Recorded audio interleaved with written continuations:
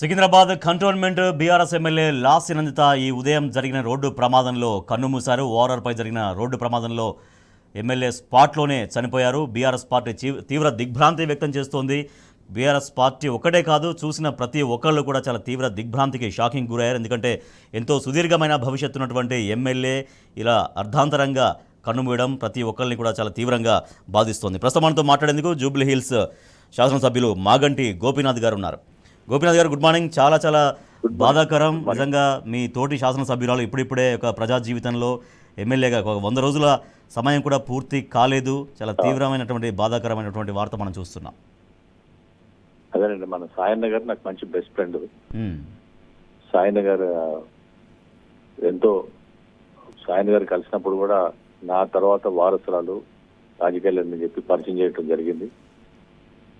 లాస్య నందిత గారు మృతి పట్ల మరి నేను హైదరాబాద్ సిటీ ప్రెసిడెంట్ గా మరి తీవ్ర సంతాపం వ్యక్తం చేస్తూ, మరి మా పార్టీకి చాలా తీరని లోటు ఇది.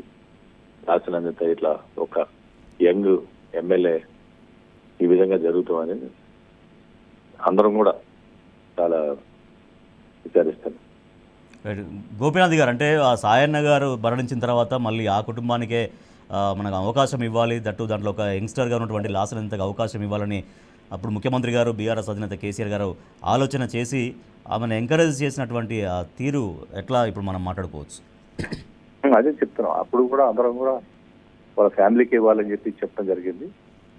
అదేవిధంగా మరి కేసీఆర్ గారు డెఫినెట్ గా వాళ్ళ ఫ్యామిలీని మనం ఆదుకోవాలి, వాళ్ళ ఫ్యామిలీకే మనం చేయాలన్నట్టుగా అప్పుడు ఇవ్వటం కూడా జరిగింది టికెట్.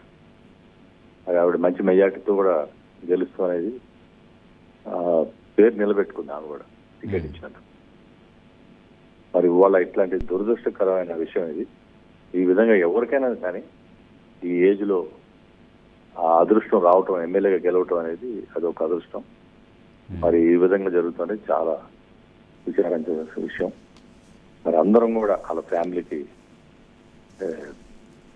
సంతాపం ప్రకటిస్తాం. Right, thank you so much Maganti Gopinath గారు. ఒక ఎమ్మెల్యేగా ప్రజా జీవితంలోకి రావడం, ప్రజల ఆమోదంతో ఎమ్మెల్యేగా గెలుపుతడం అనేది ఒక గొప్ప అదృష్టం లాంటిది. బట్ అదృష్టం వచ్చినప్పటికీ కూడా అది విధి ఆమె హఠాన్ మరణంతో ఆమెను తీసుకెళ్ళింది అంటూ బాధ వ్యక్తం చేస్తున్నారు జూబ్లీ హిల్స్ శాసనసభ్యులు మాగంటి గోపీనాథ్ గారు.